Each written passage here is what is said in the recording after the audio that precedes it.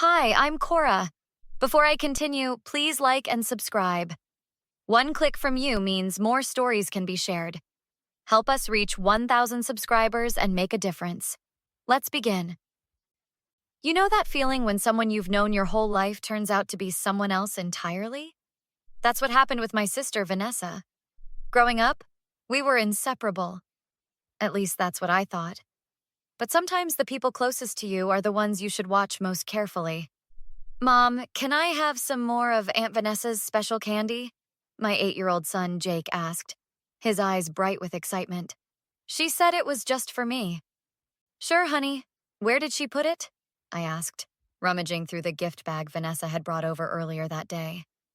In the blue container. She said it's our secret treat, Jake replied, practically bouncing with anticipation.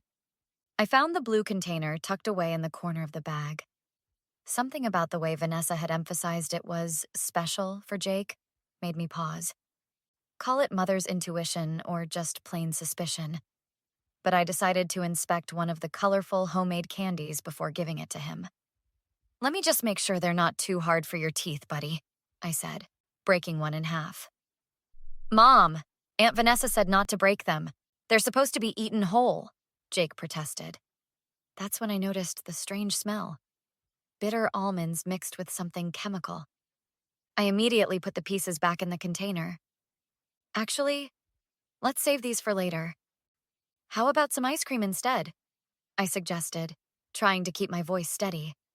But Mom, ice cream, Jake. Now please.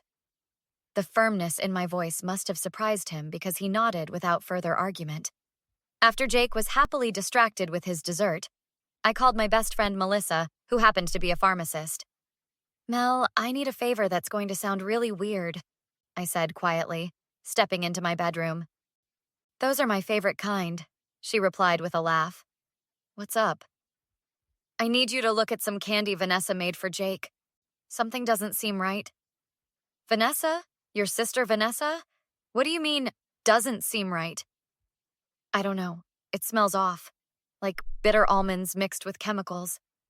There was a pause on the other end of the line. Cora, bitter almonds can sometimes indicate cyanide. Bring it over right now. Don't let Jake eat any of it. My blood ran cold. Cyanide? Are you serious? I hope I'm wrong, but we need to check. Come over now. I arranged for my neighbor, Mrs. Jenkins, to watch Jake for an hour, telling her I had an emergency errand. Of course, dear, she said, patting my arm. Everything okay? You look pale. Just a work crisis, I lied. I shouldn't be long. At Melissa's house, she examined the candy with latex gloves. I'm going to use a test kit we have for chemical identification, she explained, working methodically. It's the same one they use in some emergency rooms. I paced her kitchen, trying to make sense of what was happening. This can't be right, Mel. Vanessa and I have always been close. Why would she try to hurt Jake? Melissa looked up from her work, her expression grave. The preliminary test is positive for cyanide, Cora. Not a lethal dose in each candy, but enough to make Jake very sick over time. We need to call the police.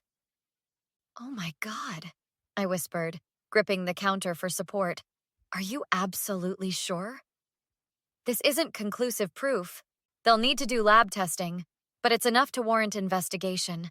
Has Jake eaten any of these? One yesterday when Vanessa first gave them to him. He complained of a stomachache afterward, but I thought it was from all the regular candy he'd had at our house. My phone rang. It was Mrs. Jenkins. Cora, you need to come home right away. Jake is very sick. I think we need to go to the hospital. What's happening? Terror gripped me. He's vomiting and says his head hurts terribly. He's pale and sweating. Call an ambulance. I'll meet you at Mercy Hospital. Tell them we suspect cyanide poisoning. The next few hours were a blur. The emergency room, doctors asking questions. Jake hooked up to monitors and IVs. Dr. Reynolds, the attending physician, confirmed what we feared. It appears to be mild cyanide poisoning, he explained. Fortunately, the amount was small enough that the activated charcoal and supportive care should be sufficient. Had it been a larger dose... Is he going to be okay?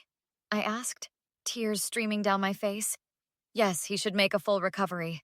Was this accidental exposure? I glanced at Detective Simmons, who had arrived shortly after we got to the hospital. "We're investigating that now," the detective replied. "Miss Hart, we'd like to ask you some more questions about your sister." While Jake slept, monitored by nurses, I sat in a consultation room with Detective Simmons and his partner. "Has your sister shown any unusual behavior lately?" Detective Simmons asked. "Nothing that would explain this," I said, then hesitated. "Actually, there have been some strange comments. After my divorce last year, I received a surprisingly large settlement and custody of Jake. Vanessa made remarks about how I always get everything, and some people have all the luck. Would your sister benefit from your absence or your son's?" The question hit me like a truck. Oh God, my parents will.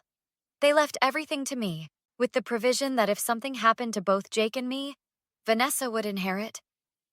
Detective Simmons wrote something in his notebook. "And your parents are wealthy?" "Very. They built a successful business that I now run. Vanessa works there too, but..." I trailed off as realization dawned. "She's been asking a lot of questions about my succession plans lately, about who would control the company if something happened to me."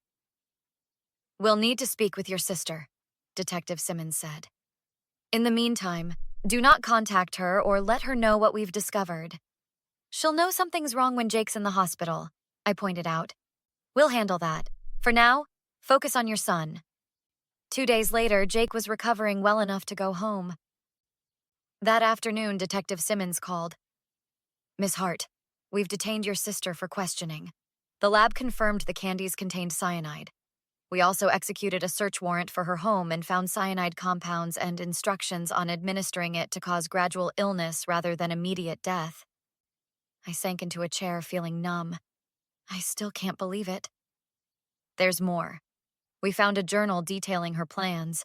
Apparently, she intended to slowly poison Jake, making it look like a mysterious illness. Then, during your distress over his condition, she planned to tamper with your medications." "My medications? I don't take any regular..." I stopped. "My allergy pills. She gave me a new bottle last month, said she picked them up from the pharmacy for me." "We'll need those pills," Detective Simmons said urgently. "When they tested my allergy medication, they found it had been replaced with cyanide tablets designed to look identical to my regular pills. I hadn't taken any yet because my allergies hadn't flared up. Vanessa was charged with attempted murder, and I was left to pick up the pieces. The family business fell into disarray as news of the scandal broke. Employees took sides, with some unable to believe Vanessa could do such a thing. "Cora, there's a reporter in the lobby asking for a statement," said Tracy, my assistant, a week after Vanessa's arrest. "Tell them no comment," I replied, rubbing my temples. "Also, the board is requesting an emergency meeting. They're concerned about the company's image." "Of course they are," I sighed. "Schedule it for tomorrow." That evening, as Jake played in the living room, my phone rang. A collect call from the county jail. "Will you accept a call from Vanessa Hart?" the automated system asked. Against my better judgment, I accepted. "Cora? It's me." Vanessa's voice sounded small. "What do you want?" I asked coldly. "I need you to understand. I never meant for it to go this far. I was just so tired of living in your shadow. You got everything. The business, the big house, Mom and Dad's love. It wasn't fair. So you tried to kill my son? Your own nephew?" I wasn't thinking straight. "Please, Cora, I need your help. If you tell them I was under stress, maybe they'll go easier on me. I'm your sister. We're family." I laughed bitterly. "Family doesn't try to poison family, Vanessa. You stopped being my sister the moment you put cyanide in candy for my 8-year-old. I'm sorry, Cora. I truly am. I'll do anything. Your apology means nothing to me. You're not sorry you did it. You're sorry you got caught. Goodbye, Vanessa." I hung up, hands shaking. The board meeting the next day was tense. Marcus Wheeler, the chairman, got straight to the point. "Cora, this situation with your sister has put the company in a difficult position. Clients are nervous, and our stock has taken a hit."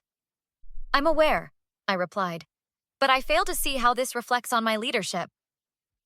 It doesn't, said Elena Rodriguez, our CFO, but we need a strategy to address it. Some have suggested maybe you should take a leave of absence until things settle down. And who would run the company in my absence? I asked, though I already knew the answer. We were thinking Jeffrey, Marcus replied, nodding toward Vanessa's closest ally on the board. I see.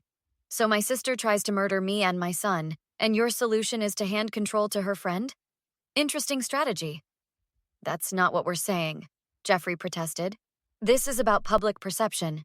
No, this is about opportunism, I countered. While I've been dealing with my son's hospitalization and my sister's betrayal, you've been plotting a takeover. That's outrageous, Jeffrey sputtered.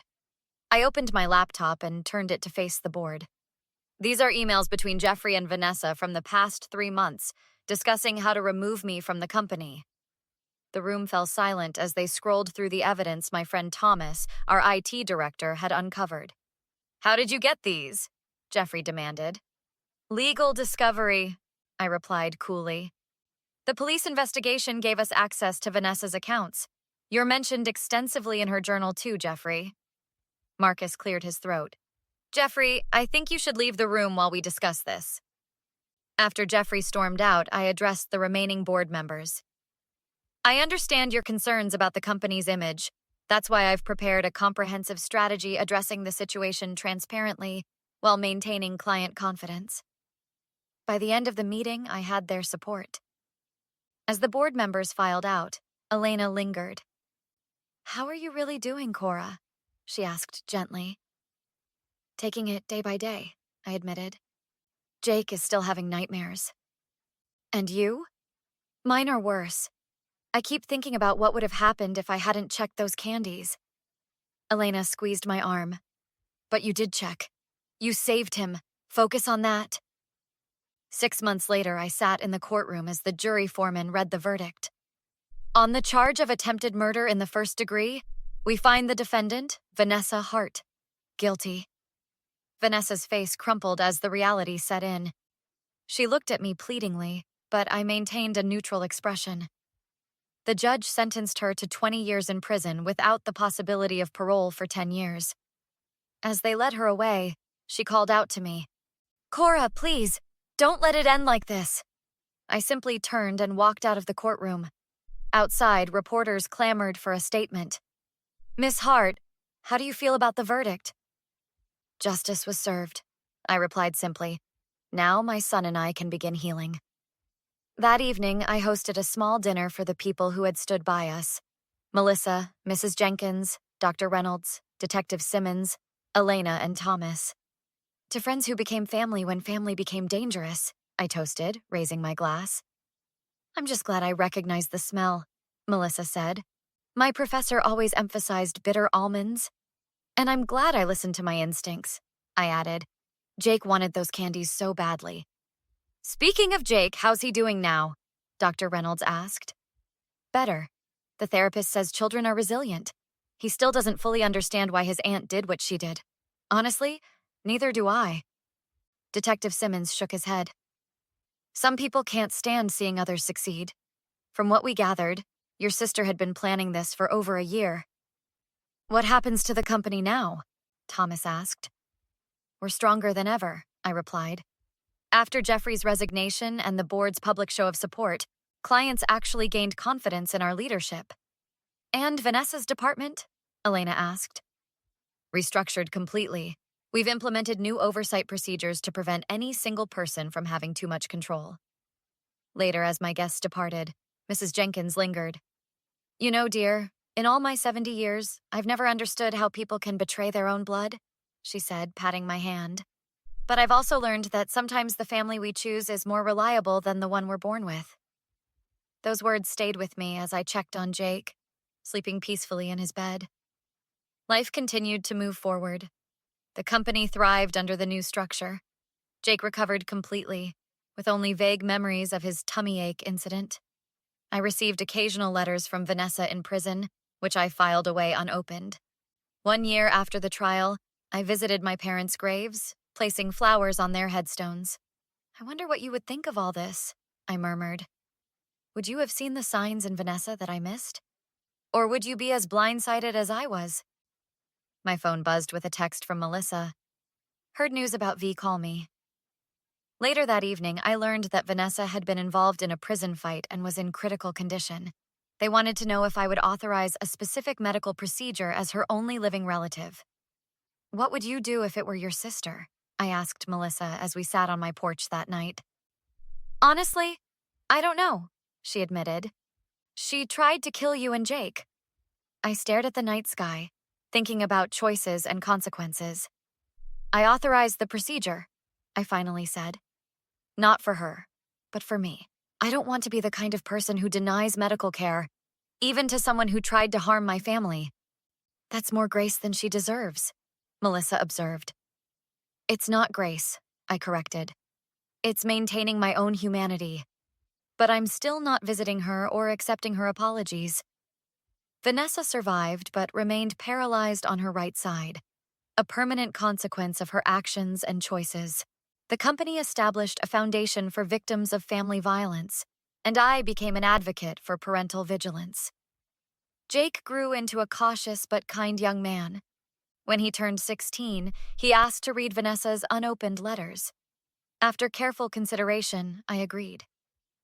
She keeps saying she's changed, Mom, he told me afterward. Do you think people can really change that much? Sometimes, I replied honestly. But some broken trust can never be fully repaired. What matters is that we didn't let her actions break us. Years later, as Jake prepared to leave for college, we sorted through old photographs. We came across one of Vanessa and me as children, arms around each other, grinning widely. It's weird to think you two were once close, Jake remarked. The strangest part is that despite everything, sometimes I still miss the sister I thought I had, I admitted. But then I remember it was just an illusion. The real Vanessa was capable of hurting you to get what she wanted. That's something I can never forgive. Would you do anything differently if you could go back? He asked. I thought about it carefully. I would have paid more attention to the signs. Jealousy, resentment, her increasing interest in your health. But mostly, I'm just grateful I checked those candies that day. As we finished packing his things, Jake hugged me tightly. Thanks for always protecting me, Mom. Even when you didn't know you were doing it. That night, after Jake had gone to bed, I stood in my kitchen thinking about how a simple decision to inspect a candy had changed the course of our lives. Sometimes the smallest actions have the most significant consequences, both good and bad. Vanessa's jealousy had cost her everything, while my caution had saved what mattered most. If you discovered a loved one had betrayed your trust in such a profound way, would you be able to maintain your principles while ensuring justice was served? Or would the pain of betrayal push you to seek a more personal revenge?